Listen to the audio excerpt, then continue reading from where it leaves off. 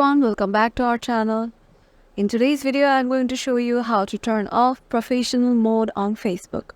It's pretty quick and easy, so let's get right into the video. Once you're in your profile, head over to the hamburger icon and you can see an option like this. And from there, head over to your profile or your main account. And then you have to click the three dots beside the option edit profile, and as you can see, here is a turn on professional mode, and option is right there.